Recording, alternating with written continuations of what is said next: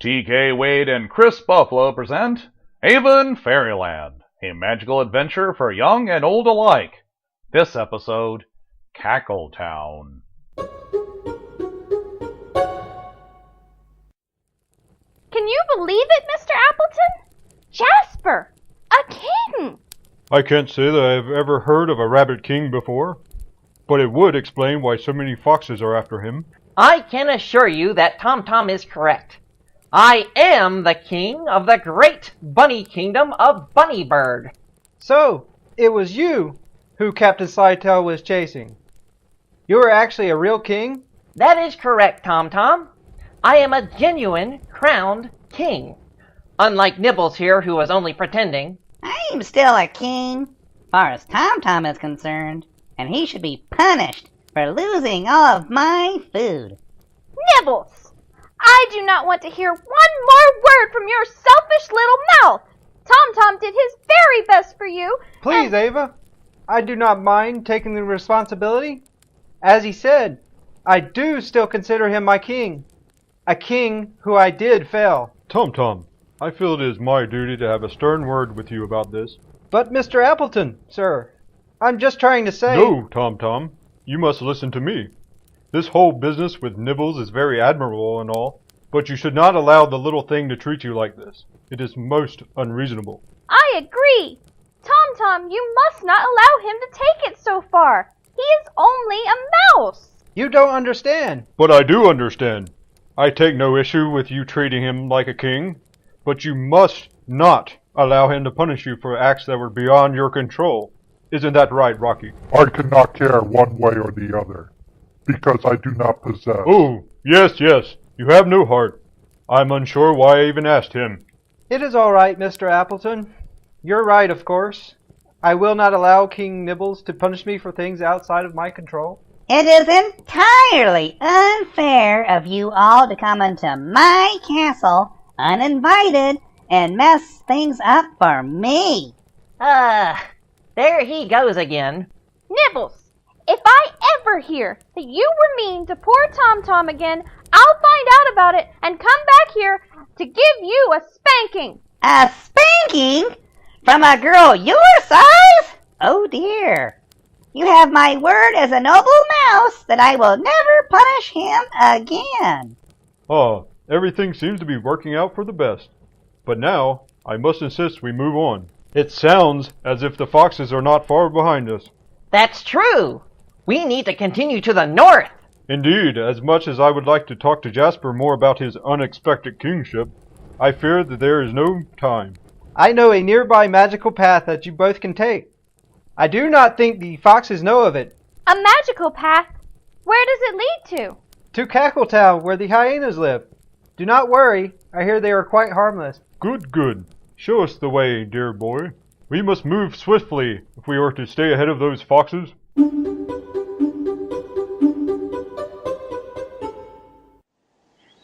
This path feels very strange, Mr. Appleton.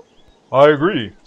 It feels as if we are moving a great distance, while only walking at a normal pace. Well, Tom did say it was a magical path.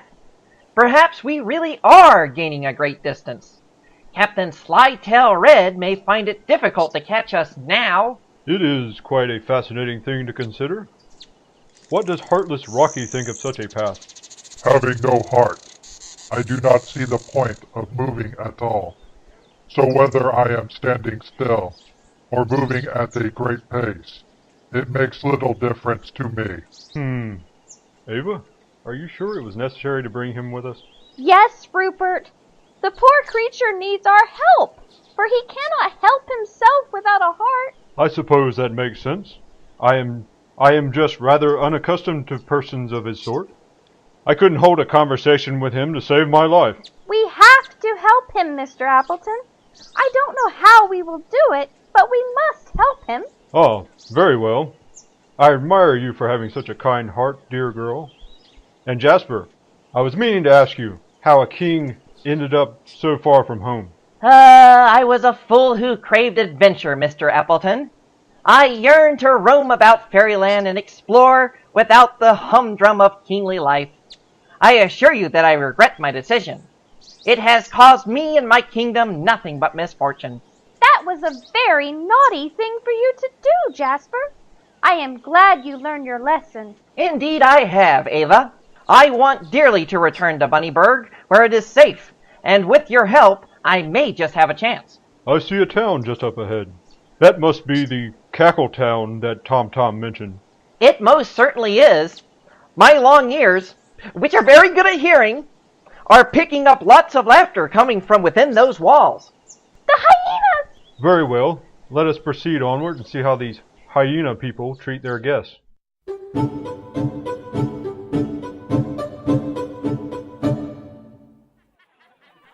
Appleton, look at all the hyenas! They certainly are a jolly bunch, aren't they? I wonder what they are all laughing about. Maybe someone told a joke. Or perhaps they just can't help it because they are hyenas. I have heard that hyenas are prone to laughter, but I had never thought I'd see it in person. Oh look! There's a hyena coming straight for us! Maybe he can tell us what is so funny. Welcome, welcome, welcome to Cackle Town, the funniest place in Fairyland. It certainly would seem that way. Everyone is laughing. We cannot help it, you see. We are hyenas, and we find most things to be quite hilarious. Especially now that such odd creatures have shown themselves. Odd? I see no one odd here. I think he was referring to us, Mr. Appleton. Really? Wait, what? Are we really so odd, Mr. Hyena? Indeed you are. Why, you, little girl, are like a walking yellow flower. I worry the wind shall whisk you away. Oh, I see. And this man with you is most jolly, with all his fat and misshaped clothing. I would also think it would be quite comical to pull on his pointy mustache. Well, I never! I would rather you did not do anything of the sort, thank you. And look at this bunny, with one ear larger than the other one. How very silly! I beg your pardon? I'll have you know that my ears are perfectly matched. Rupert, they are perfectly matched, aren't they? And now for the wolf. As you seem to be made of stone, I am sure that you have found life to be quite hard. If you are referring to the fact that my body is hard because it is made entirely of stone, then I would agree that you have stated a truth. I do not, however, understand how that compels you to laughter. Eh? Was it something I said? He has difficulty understanding jokes because he lacks a heart, Mr. Hyena. But I must say that I found many of your jokes rather insulting. Yes, and I would also like to point out that I have checked my ears, and they are exactly the same size. Forgive me, forgive me. I do not wish to make enemies of you all so soon. You may call me Hijinks, the funniest hyena in all of Cackle Town. And I am Ava Paige. And I am Jasper the Bunny. I am Rocky, the stone wolf. And I am Rupert Appleton the Third, and I shall be pleased to make your acquaintance, as I am sure you shall be pleased to make mine. Indeed, indeed. Acquaintances for everybody. Come with me to our most popular restaurant, the Tickled Pickle. Do they sell pickles at the Tickle Pickle? Absolutely not. And you can imagine what a pickle it is to never find one there at all. It has made the owner quite sour. Quite sour? Oh, quite funny. Ho, ripping good laugh. Hijinks, lead the way. That was rather funny, wasn't it, Rocky? I do not think you can tickle a pickle. But even if I could, I would not be sour about it, because I do not have a heart. Why is she laughing?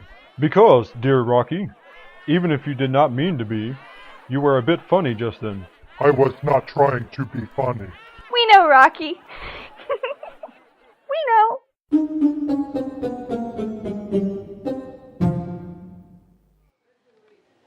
here we are. Now, have any of you ever heard the story of the bear, the bee, and the monkey? No, Hijinks, I don't think so. Is it very good? Oh, yes. It is all the rage round Cackle Town. I simply must tell it to you. Very well. I also wish to hear the story. Yes! Do tell us, Hijinks. Very well.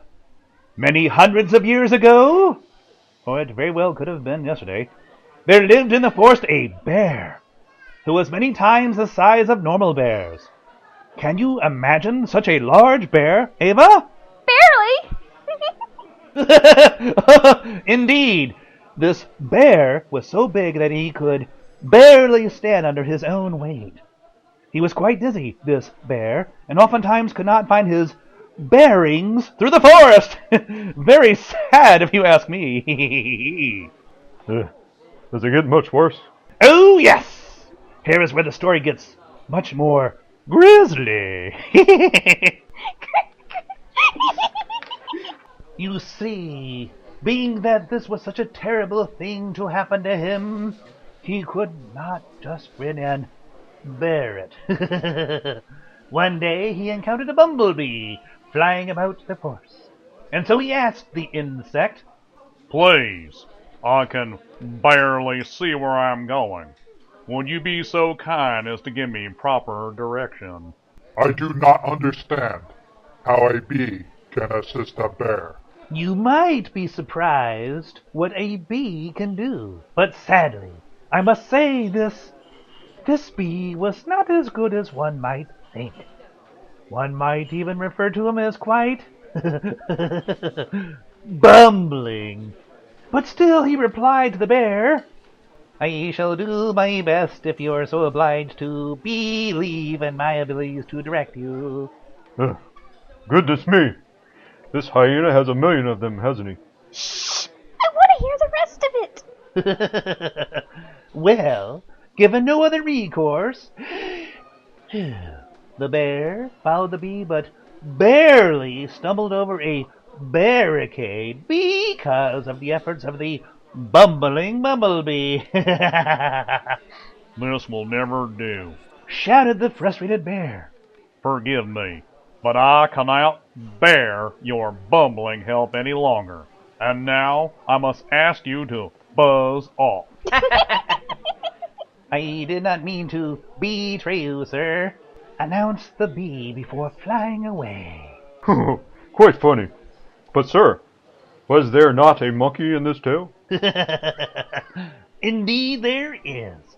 You see, the bee bethought himself quite poor in his abilities, and soon asked a monkey to return to the bear to assist him with his swiftness. So the monkey, being very obliging, offered the bear his assistance to lead him where he may wish to go.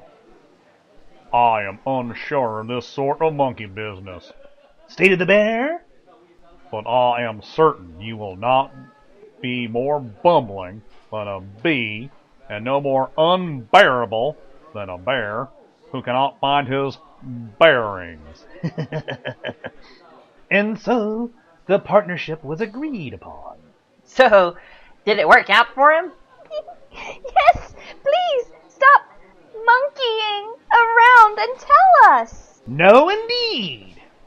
This monkey was much too quick, and the poor bear ran into many trees in order to keep up. Finally, the bear shouted in anger, Well, I'll be a monkey's uncle. This is worse than following the bee. No more, I say. I cannot bear any more. This monkey is driving me bananas. Be gone with you. And so the frightened monkey dashed away and left the bear much pleased to be alone.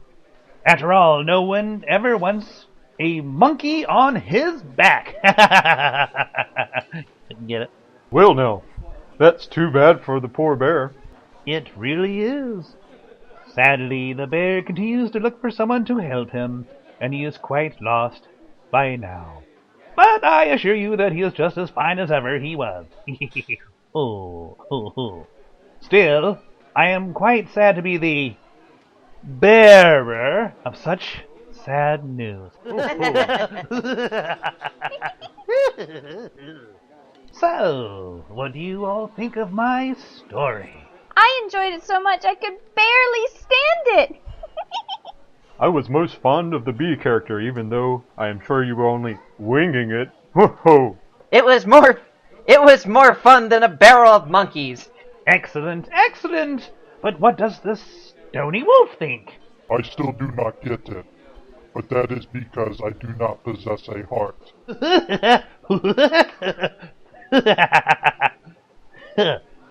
Well, you win some, you lose some.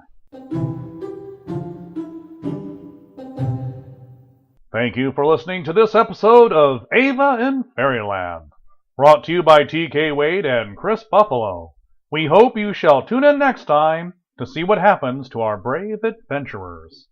The part of Ava was played by Anna Buffaloe. Rocky the Stone Wolf was portrayed by Lee Harvey. Chris Buffaloe took on the role of Rupert Appleton, as well as Tom Tom the Boy. TK Wade once again portrayed Jasper the Rabbit. Nibbles to Betsy the Mouse, Hijinks the Laughing Hyena, the Bear, the Bee, and the Announcer were all performed by Sean O'Toole. All musical pieces were composed and performed by MJS Shelvis. The script, as well as the original story, were written by T.K. Wade. This program is lovingly dedicated to the memory of Lynn Ann O'Toole.